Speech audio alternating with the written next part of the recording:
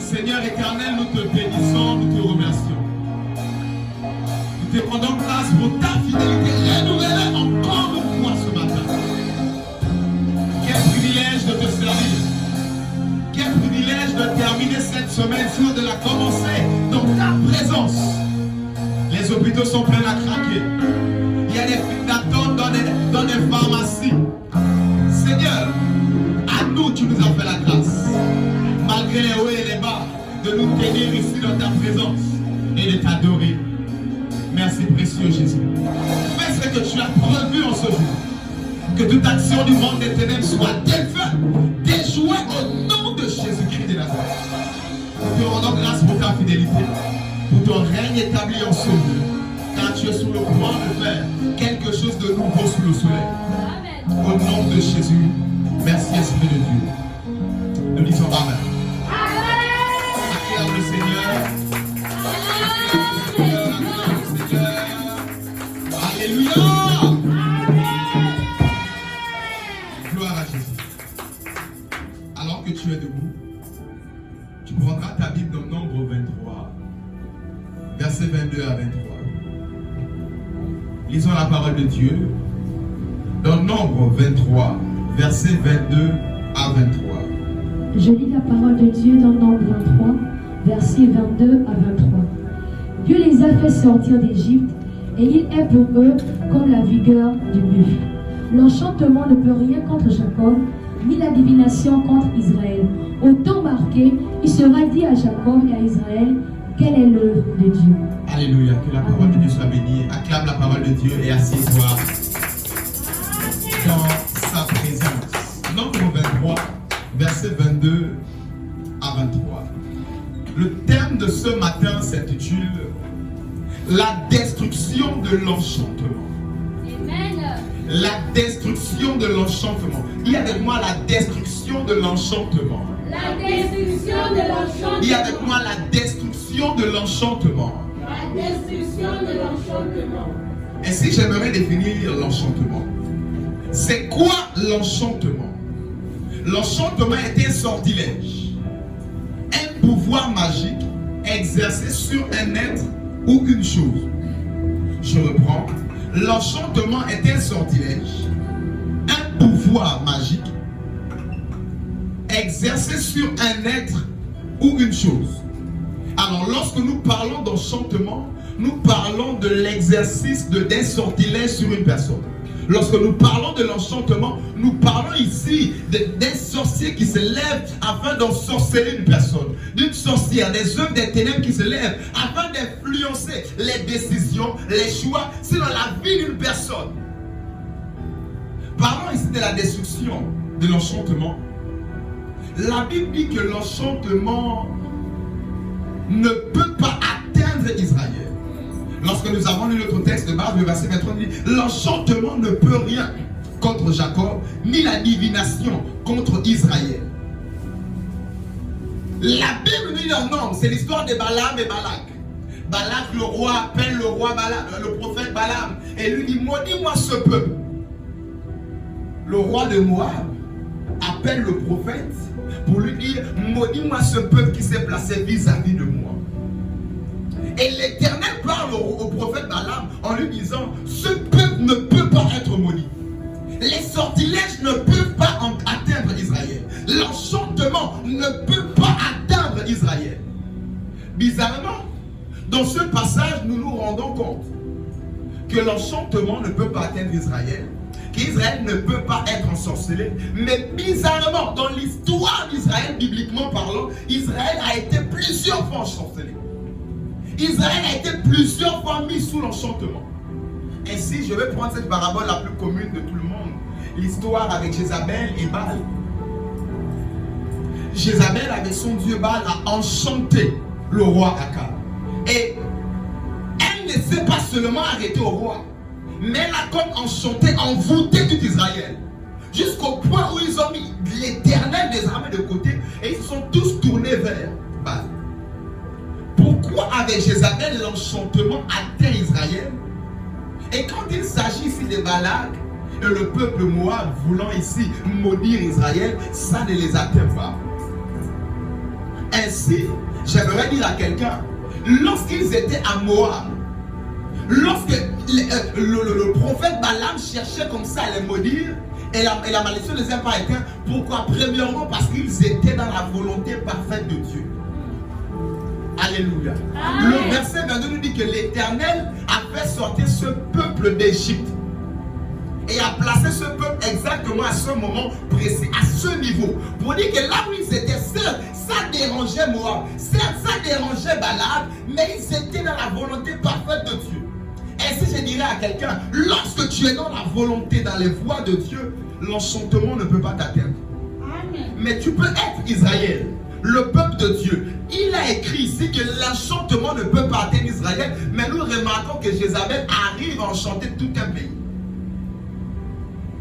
Ainsi, je viens ici réintroduire ce point que j'ai introduit mardi, que j'ai introduit ici jeudi. Israël peut ne pas être envoûté, mais peut aussi être envoûté dans notre cas. Si et seulement si Israël sort de la volonté de Dieu, sort du cadre de Dieu. Ainsi, le diable, sachant cela, lorsqu'il veut atteindre une vie, lorsqu'il veut envoûter quelqu'un, pousser quelqu'un à abandonner l'homme de sa vie, à abandonner quelque chose qui est, ou encore une personne qui est censée l'amener de l'avant, la première chose, il va d'abord te pousser à l'erreur. La première chose, parce qu'il sait qu'il ne peut pas t'enchanter comme ça. Ainsi, Galates chapitre 3, verset 1er, je vais paraphraser, Galates 3, verset 1er, la Bible nous dit, oh Galatie, c'est Paul qui écrit à l'église de Galates, insensé, qui vous a ensorcelé? Insensé, qui vous a ensorcelé? Ainsi, l'église de Galates ne peut pas être ensorcelée si d'abord elle n'a pas d'abord été insensée. Ainsi, le diable, sachant cela, permet que plusieurs enfants de Dieu puissent sortir du sens. Afin d'être atteint ici par l'ensorcellement, par l'enchantement. J'aimerais dire à quelqu'un, Israël peut être enchanté.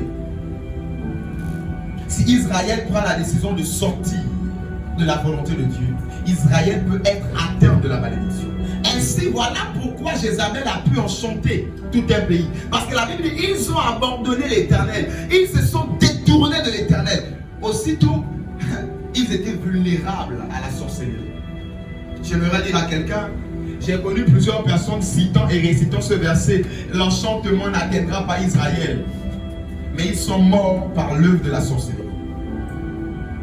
Mais ils ont perdu leur mariage par l'œuvre de la sorcellerie. Ils ont perdu leur travail par l'œuvre de la sorcellerie. Ils ont perdu leur vie. Ils ont perdu les grâces qu'ils devaient avoir à cause de l'œuvre de la sorcellerie. J'aimerais attirer l'attention de quelqu'un. Il est temps de ne plus jamais être insensé. Ainsi, lorsque nous appelons quelqu'un d'insensé, c'est une personne qui est hors du sens. C'est une personne qui est hors du chemin. Et j'aimerais dire à quelqu'un, le sens est un chemin. Je vais dire, le sens est le chemin. Parce que dire à quelqu'un que le sens est un chemin, c'est qu'il y a un deuxième chemin, c'est qu'il y a un autre. Non, il n'y a pas un autre sens. Il n'y a qu'un seul sens. Il a dit, je suis le chemin. Voilà pourquoi il n'a pas dit, je suis un chemin. Il a dit, je suis le chemin. Le sens est le chemin, la vérité et la vie. Ce sens, c'est une personne. Lorsque tu t'es détourné de ce sens, laisse-moi te dire, tu es vulnérable à la sorcellerie.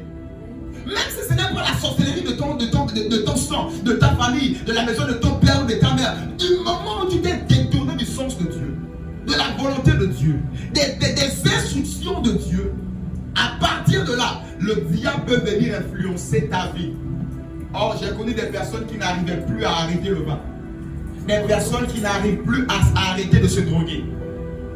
Des personnes qui sont dépendantes à des vices. Et ils se demandent, mais c'est quoi le problème?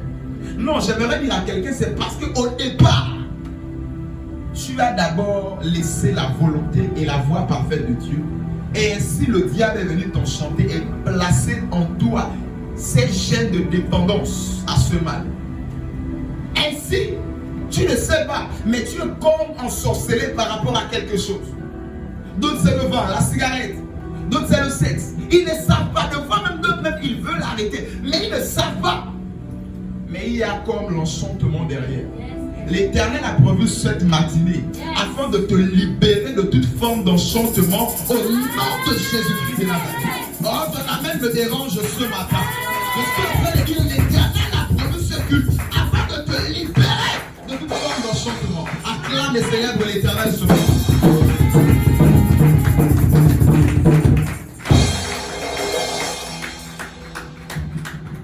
Oh, j'aimerais dire à quelqu'un, loin du Seigneur, tu es vulnérable. Sans la personne de Jésus-Christ, tu es hors du sens. Tu as comme déraillé pour un train. Et tu es vulnérable à tout. Ce matin, l'Éternel, par cette introduction, est en train de parler à quelqu'un. Il aimerait par sa grâce pardonner, restaurer quelqu'un ici, une personne qui ici a désobéi et n'a comme plus de force pour revenir sur les rails. J'aimerais lui parler de ce Dieu de grâce. Tu peux toujours être Israël, c'est-à-dire être toujours né de nouveau, mais enchanté, ensorcelé sur quelque chose. Tu peux toujours être Israël, c'est-à-dire né de nouveau, de fois servant, de fois parlant en langue. Mais quelque part, il y a comme quelqu'un qui tient les ficelles, comme un autre maître, au-delà de Jésus, qui vient te dire tombe. Abandonne, laisse. Et pour d'autres, c'est même plus que leur force. Ils ont même deux fois essayé. Ça arrivait un temps, mais après ça retombait. Je veux dire à ce dernier, à cette dernière, ce matin, l'Éternel a prévu ta délivrance au nom de Jésus. Je ne sais pas si tu es venu pour ton voisin ou si tu es venu rencontrer Jésus. Mais Jésus m'a dit de venir te dire, c'est le matin de ta délivrance totale au nom de Jésus-Christ. Tu seras libéré de toute forme de dépendance au nom de Jésus-Christ. Je dis à quelqu'un, tu es appelé à la liberté. Tu n'es pas appelé à l'esclavage. Ce matin, mon Dieu te libère au nom de Jésus. Ce matin, le Dieu que je sers te libère au nom de... Acclame et célèbre Jésus.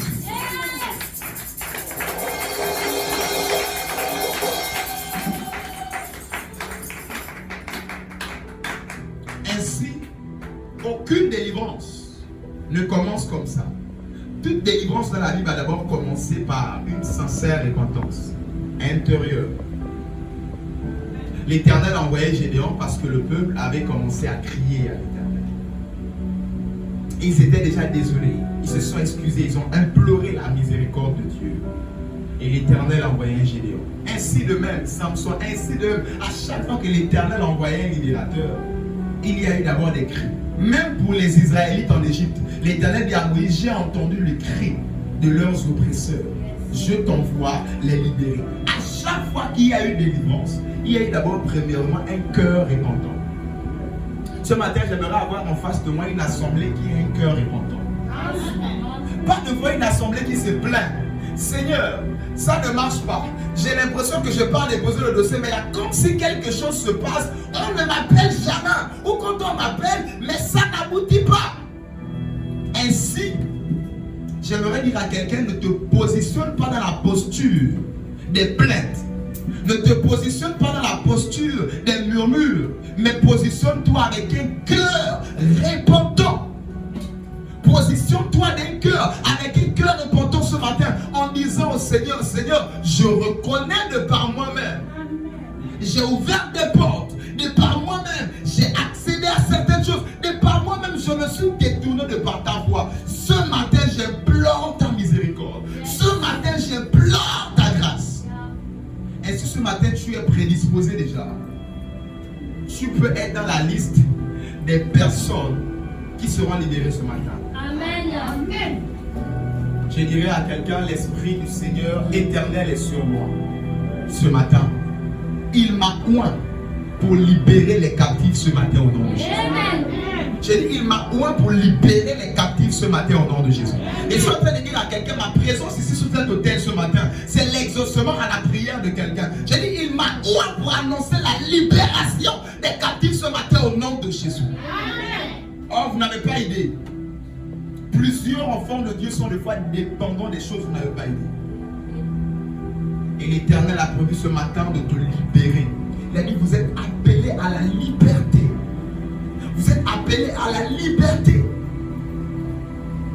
Et avec moi ce matin, je suis entièrement libre. Je suis entièrement libre. Ce matin, je suis entièrement libre. Je suis entièrement libre. Acclame la parole de Dieu. Amen.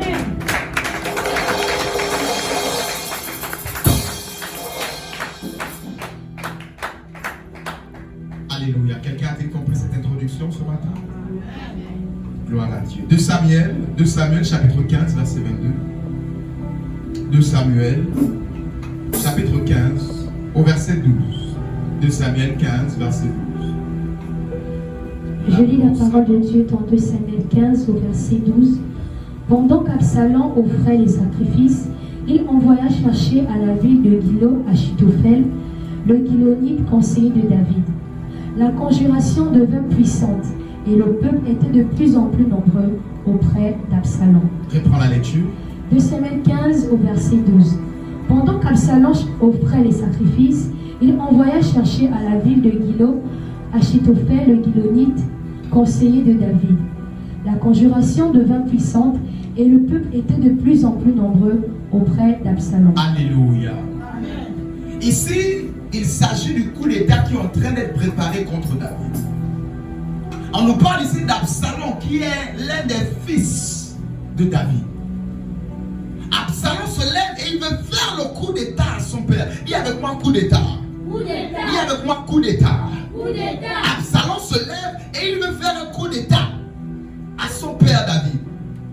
Mais il sait que, sachez-le bien, on ne peut pas faire un coup d'État si on n'a pas d'abord accès à l'un des bras droits du président. C'est pas possible. D'ailleurs, nous l'avons vécu dans ce pays. Il ne peut pas avoir coup d'État si d'abord on n'a pas accès à l'une des personnes clés du système étatique. Ainsi, Absalom cherchant à faire le coup d'État à son père, il cherche une personne clé qui est auprès de son père. Il réfléchit. Il se rend compte que, ok, il y a un Gilonite qui est là. Il s'appelle Achitophel. Il envoie des gardes aller chercher Achitophel. Mais qu'est-ce que lui fait? Il se met à part et il offre des holocaustes. Il offre des offrandes. Vous savez, Achitophel même a quitté David. Il ne sait pas pourquoi. Achitophel a fait une carrière avec David en tant que conseiller de David. Mais Achitophel a quitté David. Il ne sait même pas pourquoi. En réalité, ce n'est pas seulement parce qu'on allait le chercher, mais parce qu'il y a eu quelqu'un qui allait faire des offrandes, comme des enchantements. Yes. Afin qu'au-delà des personnes qui sont allées chercher Achitophel, que son cœur, que sa volonté soit comme ça, que sa volonté aille dans le sens des personnes qui viennent le chercher. C'est comme ça qu'il y a des personnes qui ne savent pas pourquoi ils ont abandonné telle personne. Ils ne savent pas pourquoi ils ont abandonné telle situation. Ils ne savent pas pourquoi ils ont fait ceci. De quoi des personnes ils savent après. Qu'est-ce qui m'a pris? Je ne sais même pas. Oui, il y a des personnes qui ont été enchantées, qui ont été comme envoûtées, qui ont été comme ensorcelées. À cause de quoi? Oui, on envoyait des personnes le chercher, mais pour influencer sa décision, il allait faire des sacrifices. C'est comme ça qu'il y a des mariages qui ont été détruits à cause des sacrifices. C'est comme ça qu'il y a des destinées qui ont été ruinées à cause d'un Absalom qui allait faire des sacrifices. Or, j'ai connu des personnes qui ont eu à faire des choses. Ils se demandent, mais je ne sais pas qu'est-ce qui m'a pris. Remarquez les faits divers. Quelqu'un a tué l'autre, après il dit, je ne sais pas ce qui m'a pris. Il ne sait pas. Mais oui, il y a eu un enchantement qui a été fait contre lui. Qu'est-ce qu'on appelle enchantement en français facile? C'est tout simplement quelqu'un qui vient enlever ta volonté. Il vient annuler ta volonté. des désirs et il vient placer ses désirs à sa place. Une prostituée témoignait, elle dit elle veut arrêter, elle ne sait pas pourquoi. Oui, il y a un démon de prostitution qui est venu placer sa soif en toi. Est venu comme ça enlever ta volonté.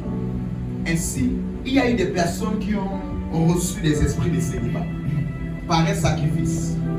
Personne ne doit se marier dans la famille. Tu as osé, il va au village, elle va chez un ganga, elle donne ses 10 000 saints pour, je ne sais pas ce qu'on lui a demandé. Ainsi, ça fait un sacrifice. Et les esprits sont envoyés afin de te retirer de ce mariage. Je vous parle des réalités spirituelles. Je vous parle des réalités et des révélations spirituelles. Ce matin, l'Éternel a pris ce moment, comme le thème là l'indique, la destruction de l'enchantement. Amen. Ainsi, plusieurs enfants de Dieu ont été enchantés. Leur décision, leur volonté a été comme influencée. Ils ne savent pas.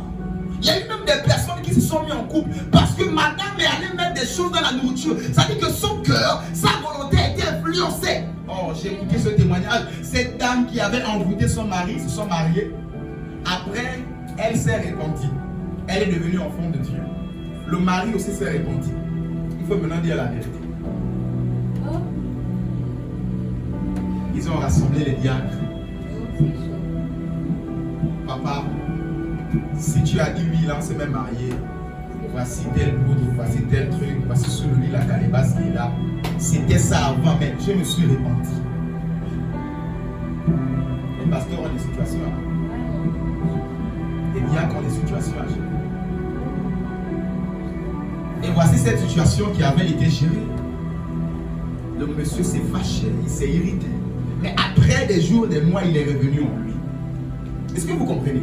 Voici un monsieur qui avait été, même s'il ne veut pas, qu'il ne voie pas ailleurs, on lui met des choses dans la nourriture. Qu'il ne voie pas ailleurs, on a pris sa photo, on allait mettre ça quelque part. Oui, ça existe. Ces réalités spirituelles sont réelles. Il y a des personnes qui ont perdu même le fois leur travail par des enchantements. Qui ont perdu, ça dit leur destinée ne se sont pas accomplis. Vous savez, entre une personne qui a réussi et l'autre qui n'a pas réussi, c'est justement l'autre a su saisir des opportunités et l'autre n'a pas pu saisir, c'est tout. La vie, elle est faite des opportunités. Ainsi, lorsque tu ne réussis pas, tu ne peux pas t'en prendre à Dieu. Dieu a placé des opportunités devant toi. Mais comment le diable fera en sorte que tu échoues? C'est au carrefour de ta vie, aux opportunités de ta destinée. Il fait en sorte que tu puisses faire des mauvais choix. Tu as 2-3 prétendants qui sont là, mais ça dit qu'il y a comme quelque chose en toi, ça te pousse à aller prendre le bandit. Et après tu regrettes l'autre que tu as laissé se marier juste après toi. Oh Seigneur. Oui, il y a des personnes qui sont sous des enchantements inconsciemment. Ce matin, que ce soit consciemment ou pas, ma main levée sous l'autel de Dieu, je décrète et déclare ta délivrance ce matin au nom de Jésus. Je décrète et déclare ta délivrance ce matin au nom de Jésus-Christ. Ton âme ne me convainc pas